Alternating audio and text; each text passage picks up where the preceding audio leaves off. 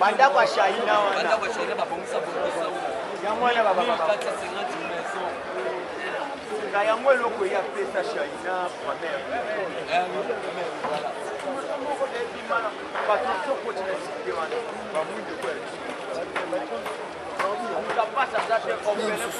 Émission. Et là aussi les émissions.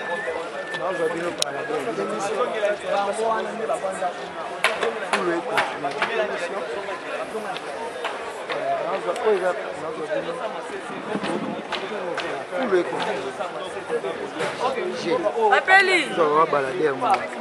Papeli. Papa biso kwelo kwa. Papeli eza problème ba pesa kaka pakela. Papeli tsa.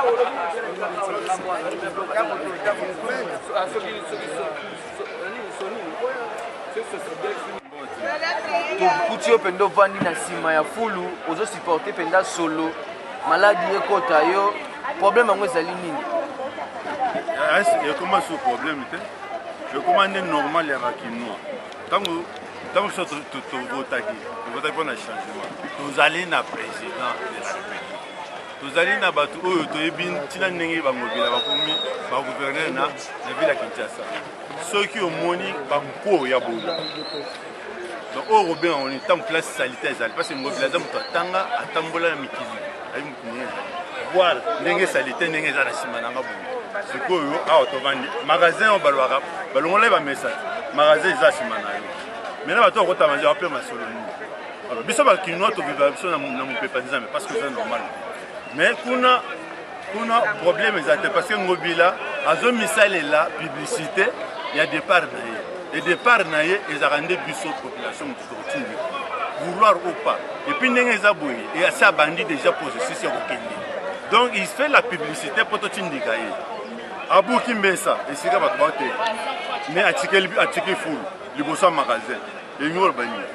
Alors, gouverneur, Toga qui a payé $10 000, $10 000. Hier, Moutakaboli $10 000. Akamata $10 000, ça, la Nanga pour gérer, ne fût-ce que commune Moko. Et au Simba. Alors, pour le moment, Naïkoutou, Nabetele Maboko, Bazabatu Oyo. Pour te comprendre, la politique à Félix. On comprend, il faut laisser chacun jouer. Il faut il faut terrain. Si on a terrain, à la question de foutre, à coquine makambu, Mbala. Kasi ndenge zakana wewe ngaye. Mbona bachaka batu mususu ngaba kotsa ngate. Ngobila bourgmestre ya Ngobila gouverneur ya ville ya Kinshasa. Maire de la ville ya Kinshasa. Nabuto aye na moyo omoni ndeko fali akina raison donc ndoki alula butu ye fali abato alula mwasi na nzembo alobi alula mwasi mais ndoki alula butu awo ezali kaka bato bake balali na tongo baye ale mitu na maboko na mitu akomolela. Pourquoi c'est quoi zoyaka na butu? Wana seconde mystère oyo tuninga question yoza zinanga pe na tindio kende lukela ngai pourquoi ngobila ya kaka na butu la police ni na sala na bango na butu e komina ko musabatu faut pona ko lakisa oké ezama kamuna yeme na lobby ko ya na butu et la question moni muto alinga ko travailler na butu non na zongiso na fali lobby ndoki alula butu alula butu bosoka sali faut ça la batu mite ma passe il faut batu balela il faut batu baningana il faut place aux alliés vertige kangi oye na tongo kuti biloko babuki bakabelo ya bato ekei bambongo ekei ya sima malali nde mission yango wana nini sikoyo bakokosa biso si azoya butu ayebi ke force na ezalaka na butu alors force ya butu ezala force ani ya bandoki omoni kamina ezali donc ndenge ezali wana asali tozali na bato oyo ntango basala baaction na bango ezopesa publicité pour que biso torejete bango biso nde population tozali likolo institution nyonso et nous sommes sûrs que oyo ngobila zosala c'est une et puis nazomona on dirait azana akomi okufa ngobila akomi okufa siko omoni soki mutu azalaki maladi siko liwa soki eye moko moko biloko moko azosala biloko moko boye botala neti azongeli akomi na bomoi bagesticulation ya bato balela mais fulu evimba vous comprenez koto population ya zolela mais fulu ndezo bimba pona aloba te n'invente te yango yango fulu yango siko tango mutu azoya na butu wana zo travailler na banani pona ko tumba na ko buka ba mesa na ko buka ba conteneur ba utiliser banani la police parce que il sait qu'il faut intervenir dans la police azo utiliser ba bato service à hygiène na katika cha butu. Est-ce que tu es koloba na dossier o nyonso tata ekolo pas complice papa na biso Félix na lobby ndenge de koloba papa Félix wana joueur wana na tozo joueur a bongoté Messi a tiré la robette balle. Félix c'est un grand joueur complice yani omoni joueur a copé ça pesi yo boy yo mona zo mpanzi na yo ndenge a okende boy Félix a pesi bango passe ba beshi na bango mais bango nyonso to ba se disqualifier. Félix c'est la complice ya salité papa aloba il a dit ceci en français au lobby que je ne suis pas un homme qui parle mais qui n'agit pas, n'est-ce pas? Tout ça est d'action. Nazaku Tundesengo parce que n'est pas le président Hollande. Il sait, président même entourage du président, Félix a une spécialité parce que a grand dribbleur. Asim on va toucher. Nous voulons toucher. Ah ouais, le maman va la quelle m'a fait. C'est quoi ça? Au moins Félix a complice dans bangoté. Le problème c'est de comprendre bali ya Félix ndenga zo betela. Félix na na kuna betele maboko na lop et er moko talina to comprendre la politique net somo to comprendre ngo c'est ndesiko to comprendre politique à Félix.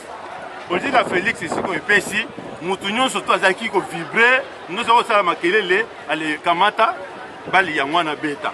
Musala ya mwana sala. Mais soko bebisi siko biso nyonso to mona lelo awa to loba awa. Est-ce que Félix a un problème?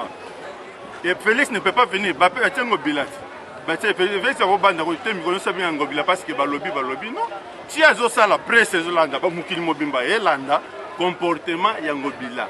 J'ai dit que awa tozoloba, ba maman baleli, mais comment on peut oweli kin bopeto, c'est-à-dire na inverse na mukini bopeto, c'est-à-dire que kata batomitu, mais faut le ça la nini. Et mata, c'est ce qu'il y a. Kin bopeto. Donc il faut qu'on lave bateau. Il faut que sukola bateau na bazaki na kati ya ko milela na ko bundana azu moi 100 moi nini abundana mba moko aller longola bango mais o evandi siko na sima na biso o ezali ozani c'est o vie ya ngobila nde yango vie ya ngobila ezali poubelle mais peuple nde poubelle ya ngobila peuple ba mamo bateka alors elengi na esengo ngobila na batu na ese quoi eza poubelle. Mot de la fin on a baigné sur la zone de mot de la fin nanga na lobby na population nyonso na biso nyonso na lobby na population na biso nyonso to soutenir les chefs de l'État. Ceux qui ont compris été janvier 2019 février attends mars attends le loto comprendre pour ba milliers belé changement ya maloba et ba nyonso ba bongoli maloba yango na lobby président Félix na félicité yo na façon ozo salela musala pe na lobby entourage ya président Félix pour prouver biso que vraiment bon pesa et conseil bozana yé parce que nous sommes en train de découvrir makambu ce qui est à la beauté to linga ito za na flou moko ko sakanate mot de la fin na pesi président na ngai na pesi félicitations la façon de travailler na sengizamba bakisene mayele sagesse beaucoup d'intelligence beaucoup de sagesse mili munyon soela ta ya sagesse intelligence ya conseil et vanda na katina comme ça asala musala na na façon ça parce que et moi batomba na neti azo rêver mais muke to comme comprendre même appareil judiciaire et péché nango c'est bon ozo comprendre. Merci papa. OK merci.